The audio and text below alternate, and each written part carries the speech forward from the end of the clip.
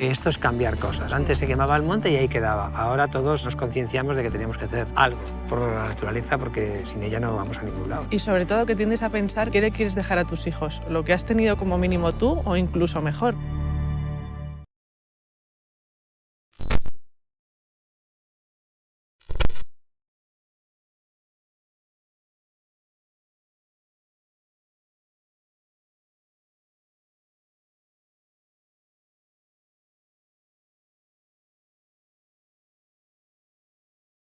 When we first started, we were quite an academic research institute. We were very much focused on a lot more theoretical research.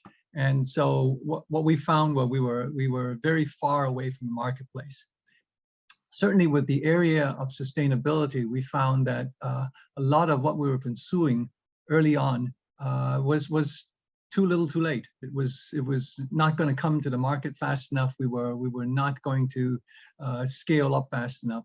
So our focus have shifted to much more applied solutions, things that industry can use as quickly as possible, with a very clear idea of how to scale it, how to industrialize it, and how to make it useful in the marketplace as quickly as possible.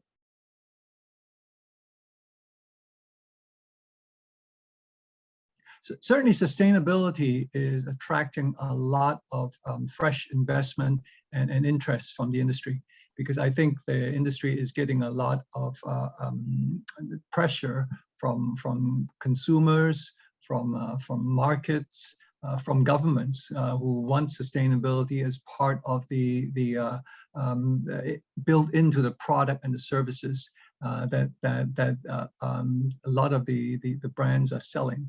But along with that is it's not just the science of sustainability that is sustaining a lot of research efforts. It's also what's the business plan, what's the supply chain, how do I grow, how do I be more competitive because of this focus.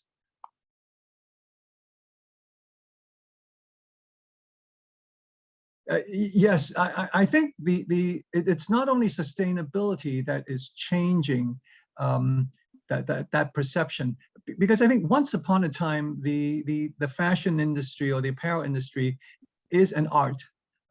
Everybody gets into the industry because they want to be creative, they want to be artists.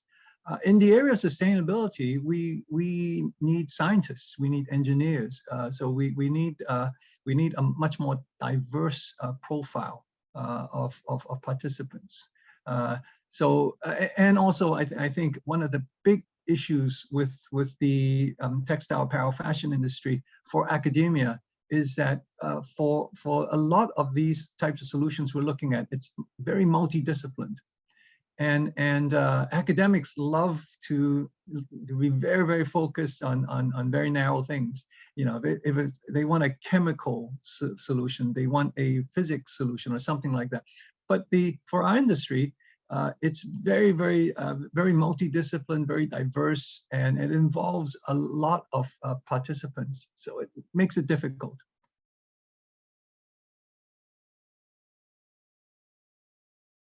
Yes and no. It is easy to attract the traditional talent, people who want to be creative, want to be artists.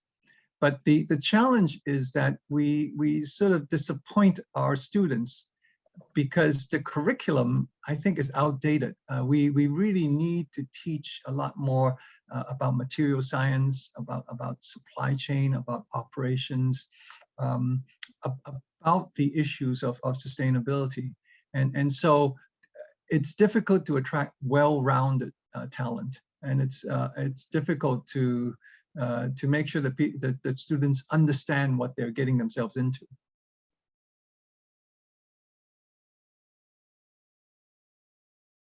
One of the big challenges of the textile apparel fashion industry is that we probably have one of the most globalized supply chain of any industry. We grow things in one country, we make yarns and fibers in another country, we produce garments in another country, and then we ship them off very far away to be consumed. And so we have created this very, very long and extended globalized supply chain. So which makes visibility and transparency difficult. So we don't know what is happening in some parts of the supply chain, which is one issue. I think the second issue is that we're living with a legacy supply chain.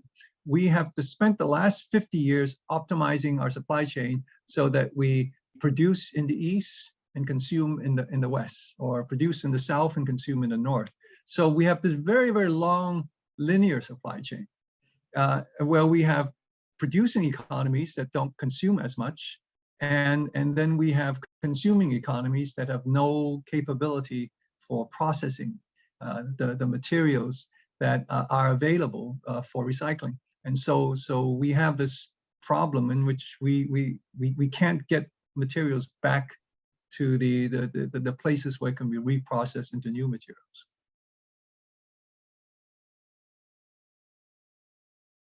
Yeah. It's probably not, it sounds very attractive to think about, oh, can we make local production? Can we make our supply chains shorter?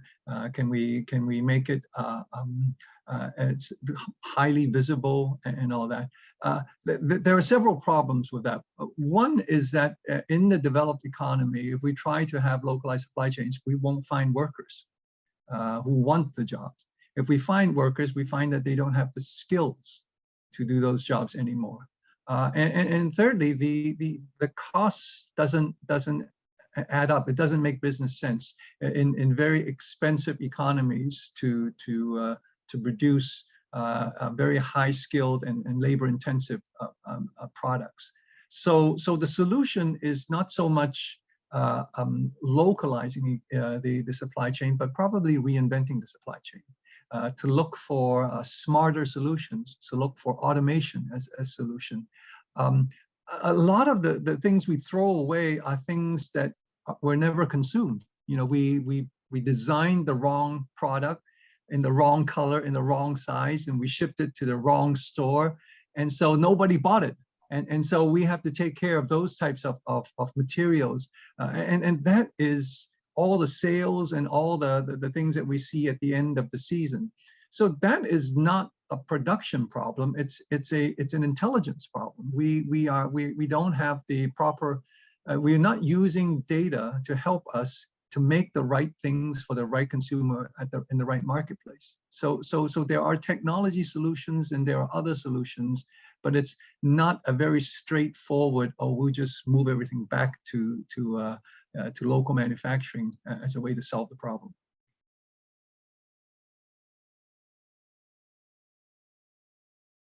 I think the really good news about the new laws about what you can do with material post-consumer, once it enters the marketplace, how is it given a second life? How is it disposed of? I think it does a couple of things. First of all, it helps us rethink our linear supply chain, this unsustainable linear supply chain in which there is no exit. You know, so one thing we will have to do is we have to be much more sustainable in our design thinking. We design how do we take this product and make something else out of it. We design how we process it, and then we price it properly. The cost of disposing and using these types of resources needs to be factored in. So how we treat it afterwards is something that I think is quite useful. So it's a different type of consumption, and probably economies will build reverse logistics supply chains so that there is more processing capability. And there is more, our supply chain would look more circular than it is right now.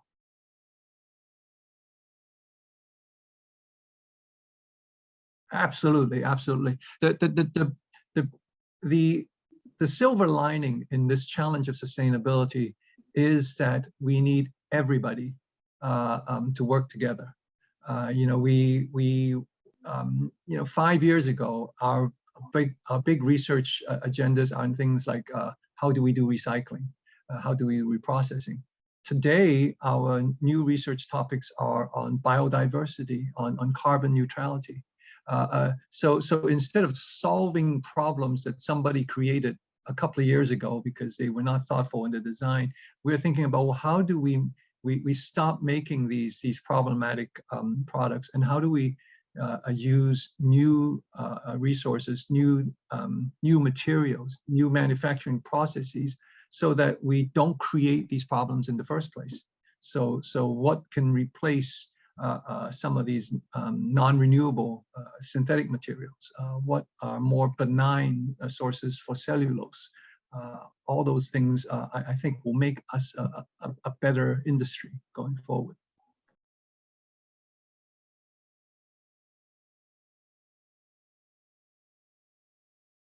The great opportunity when we work with our partners in the retail and the brand world is that we can work with them to create a road to market.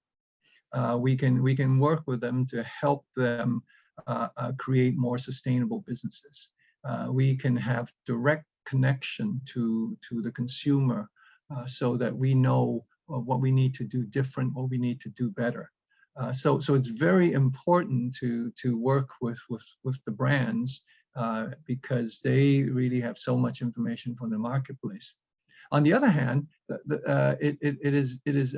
we play a useful role for the brands, because for most brands, the biggest part of their footprint is not inside their building. It's how they move their goods and where they make their goods. And so we provide that connection with the other part of the supply chain, which is what materials you use, how they are processed, how they are transported, and how do you deliver them to the consumer.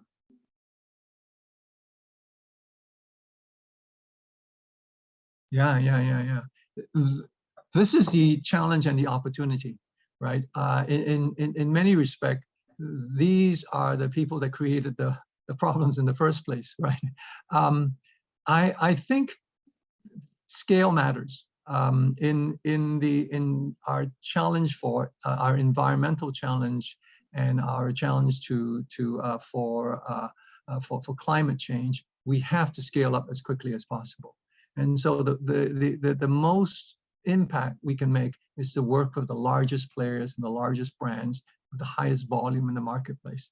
And by working with them, we can, if nothing else, we can slow down the deterioration that we see in the environment, and then we can actually use their resources to build up the large-scale solutions for so that we can be more sustainable going forward. There are lots of very good startups with very, very noble intentions about climate change and around the environment and around sustainability. But for a lot of these, they are just not going to be fast. They're not going to grow fast enough to make a significant impact. And so we try to see if we can bridge those two as well. Are there creative solutions out there that actually can, in the context of larger brands, can be scaled up much faster?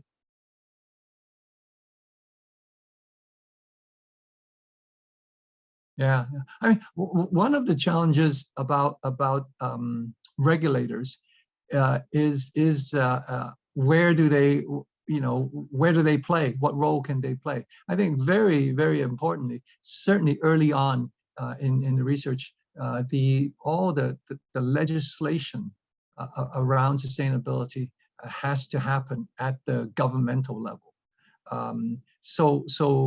Because it will correct some of the issues that we have.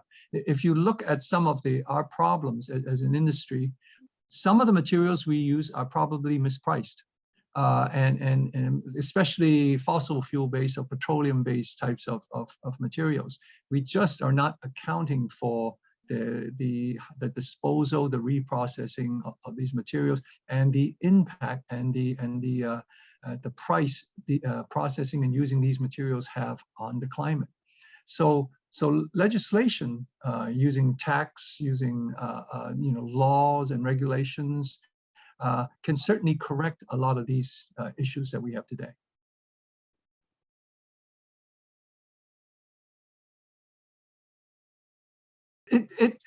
It boggles the mind if you think about it. Polyester is the fastest growing material in the last 10 years, right? I mean, 10, 15 years ago, cotton was the biggest material, and now 60, 70% of the material we use in our industry is polyester. How can a material that takes millions of years to make and that we use mostly in disposable fast fashion material, and then we throw it away, how can that pricing be right? I mean, it's incredible, right? So there's a huge mispricing, and we need to correct for that. I mean, but don't get me wrong, it's not just polyester and petroleum products. There's also, I'm sure there's protein-based products like leather that also have a high environmental toll that we need to look at there. And then there are other materials, that are grown, cellulosic materials that use a lot of water and a lot of land, that maybe we can use the same resources to grow food and things like that.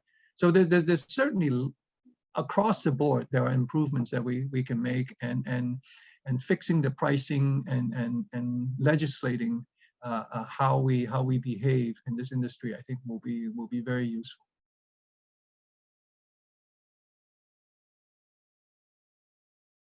I think what has happened, if there is one thing good that has happened in this pandemic, it is, I think, the last couple of years that we hear more and more of this correlation between planetary health and personal health. It's a continuum, right? It's the same thing. So more and more consumers are aware or have become aware of the impact of their consumption decisions. So consumers are now asking for more transparency from brands, because they want to know what impact am I having on the problem that we are dealing with on a planetary level, and so I think that forces brands to then think about or be more thoughtful about the materials that they use, how they use it, and I think that forces a lot of changes in how we, how the value that we create and how they behave in the marketplace. And the other thing about this, what happened the last couple of years, is that sustainability is now a winner and a loser game. It becomes a binary. There are brands that are going to be part of the problems. There are going to be brands that are going to be part of the solutions. These are the bad guys. These are the good guys. The big middle section has basically disappeared. Everybody's asking, well, where do you stand on this? There used to be 4 or 5 years ago, there's a lot of brands that said, oh, we're just cheap, or we're just fashionable, or we have no stance on sustainability. That doesn't fly anymore. Brands have to make a clear statement about what values they bring. And consumers are 5 years ago, the only value that they were after was, does this make me look good? But now the questions they ask is, yes, does this make me look good? That's still important, but do I feel good about using this? Do I feel guilty if I consume this, right? And do I feel safe when I use this? So that creates this marketplace of winners and losers, big winners and big losers. I think so for the brands, they see sustainability as a key competitive advantage for the longevity of their brand, and a competitive advantage. So which is really good, and I think so. I'm very excited about that.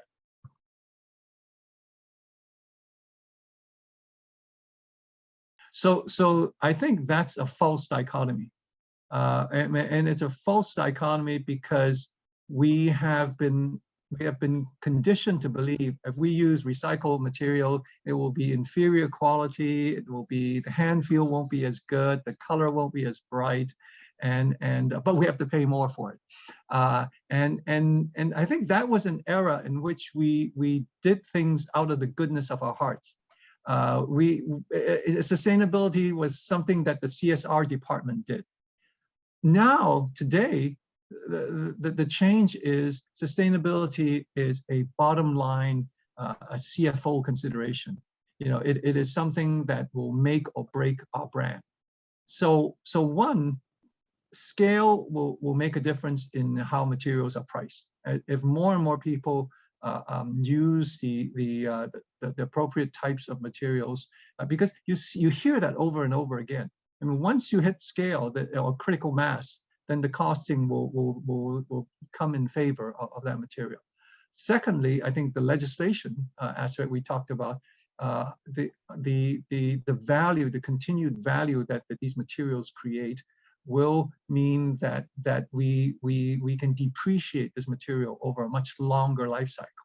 I mean, a garment that can last you longer and it can be turned into another garment that has a 10, 15, 20-year useful life is going to be has a different depreciation cycle than something that is a one-season fashion item, right? So I think and then finally, I think that it's a matter of how smart we are in processing these materials.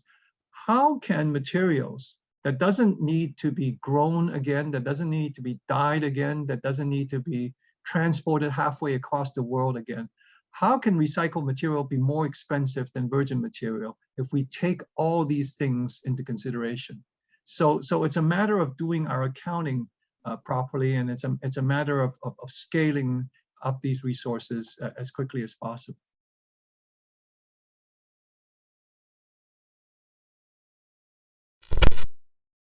Esto es cambiar cosas. Antes se quemaba el monte y ahí quedaba. Ahora todos nos concienciamos de que teníamos que hacer algo por la naturaleza, porque sin ella no vamos a ningún lado. Y sobre todo que tiendes a pensar qué le quieres dejar a tus hijos, lo que has tenido como mínimo tú o incluso mejor.